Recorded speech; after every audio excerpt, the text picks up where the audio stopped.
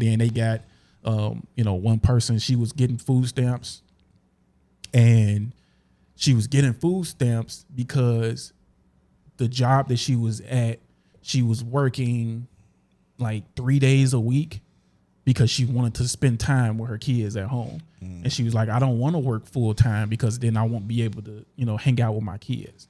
So I'm gonna make significantly less, even though I have plenty of opportunity. He was like, hey, can you pick up extra shifts?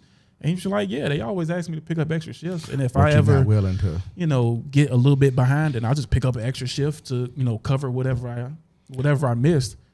And he was just like, yo, you're gaming the system. Like, I'm paying taxes so that you can sit at home and bullshit with your kids. Hey, and that plays into Section 8 when some people get these jobs, they get paid under the table and some people will try to prioritize their Section 8 over making more money. No, absolutely. And even down to food stamp. Like, I ain't finna lose my food stamp. I ain't finna lose my Section 8. I'm gonna have to go down to 2 days a week. I ain't doing this, or I'm gonna quit and go work at McDonald's, only getting 2 days a week. Absolutely. And that's called working the system. But what always pissed me off about that is that motherfuckers that had Section 8 always had better places than I did.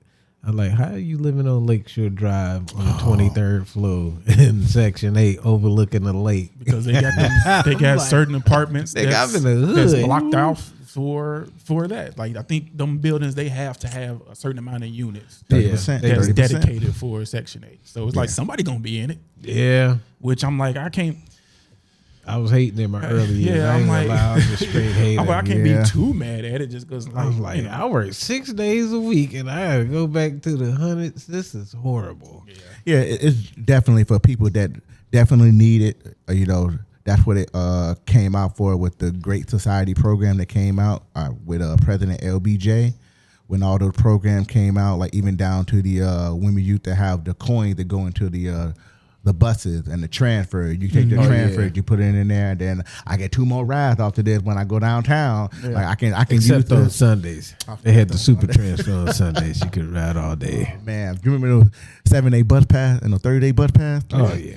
Oh man, I remember the paper ones, and I remember trying to get on the bus one time, and it was when that one blew out my hand, and you couldn't get them wet because they was made out of this real thin. Yeah, I remember that. That mug blew out my hand. I must have chased it for 2 blocks, and that was worthless.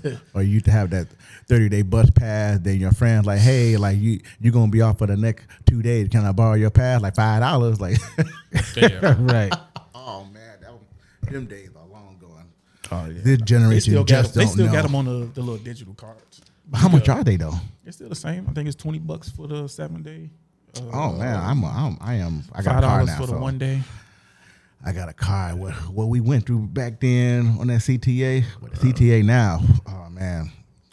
Yeah, but that's so I guess going on to the next topic, I got asked an interesting question by my mother earlier. Mm-hmm. She asked me what was my thoughts on reparations, and I guess she was a little bit puzzled by my answer, and I was trying to tell her that I kind of think if reparation were to ever do pass, I'm for reparation. Whoever passed them, give me the money. I'm for reparation, but I think reparation will probably divide some people in a certain way, because could you imagine getting a piece of paper in the mail and it has like the government partnered with Ancestry or Find Your Heritage, and you get a letter in the mail and you find out whether if you qualify for reparation, and they tell you you are a descendant of slave, slave owner, or neither or both. Could you imagine like getting that in the mail? You got approved for reparation, like Family Blue. You got approved for reparation, but you didn't get approved for reparation. Now you walking down the street and you seeing people count their money, and they be like, "Hey, you get your reparation?" And then they be like, "Nah, I'm a descendant of slave owners." Like, would that necessarily, if you were to find something out about that, like would you necessarily look at that person differently because you find out? Because we all got that one person we know, black this, the system's against me, we need to get our reparation, et cetera, et cetera. Like, for example, could you imagine if Reverend Al Sharpner finds out Sharpton? Sharpton, yeah. Reverend Al Sharpton find out he's a descendant of slave owners. Do you think he has the right to still push up that same message that he puts by trying to make everything about racism? Would you tell him he has to stop that idea? Just like Sonny Holton on The View. Did you know Sonny Holton on The View found out she did ancestry, and she found out her family owned slaves? And a lot of people within the comment like, yeah, you got to stop that crazy talk you do on The View now. Your family owned slaves. You can't keep having the same idea. Would you think that plays in the community, not just black people?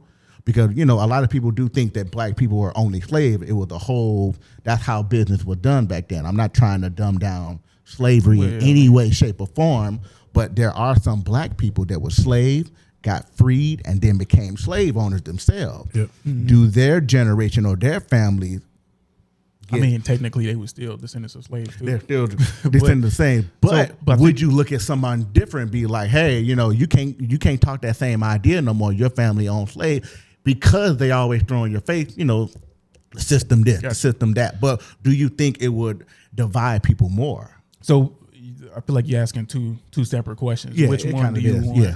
First, my opinion on reparations, and then turn that into. Go right ahead. I mean, I'm for it. I mean, I'm just saying like how society is. Like, of course, you look down the street and you see a person smile a certain way, they got their reparations. Typically if people get robbed or whatever the case may be. But at the base, I guess we go all the way down. First of all, it's not going to happen. First of all, it's not going to happen. Second of all, I agree. I don't think it's going to happen. Second of all, if it was by some, I don't even know if I would call it a miracle, by some, it would be a miracle. yeah. Oh, it would definitely be a miracle. If it happens somehow, it's not going to change anything, because people are going to continue doing what they have already been doing. Yep. They're going to blow I it. agree. A lot of the times. Now, one thing I do hate doing is treating black people as a monolith. I know that they're all not going to do the same thing. Don't. I know you don't. That's why I'm going to give mine first and then let you go in your tirade that you're gearing up for. I can hear it. I can hear he over there revving the engine now. Y'all can't see his facial expression. Yeah. So there's going to be people that's going to blow it, and it's going to go right back into the system. And then there's going to be people that do something with it, and and possibly turn they family life around for the better. Robbery Now on the spike. People, and that's something that's definitely going to happen as well.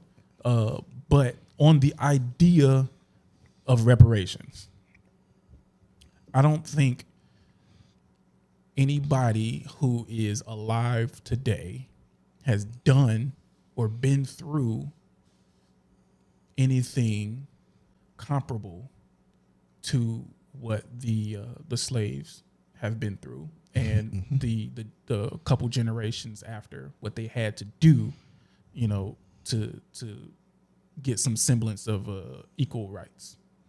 So that being said, the people who deserve those reparations are all dead.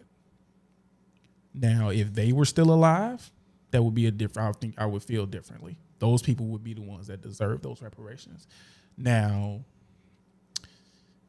like I said, we ain't did nothing to deserve some reparations. I ain't never got whipped, and forced to pick cotton and all of that stuff. So why should I reap benefits off of the back of somebody else, as far as, monetarily?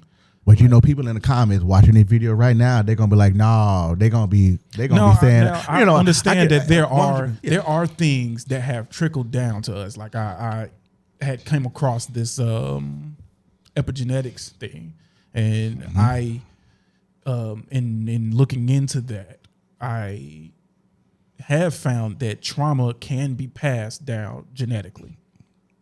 From the few hours of research that I've done, trauma can be passed down genetically. So I understand that, our ancestors going through what they went through has had, a trickle effect on the generations that are alive now. However, there is a level of accountability that we have to start taking, and in changing changing those things. And I don't think reparations is going to be the magic wand that makes everybody start, changing their mindset and start trying to be, better people. The ones who are not already that, I should say.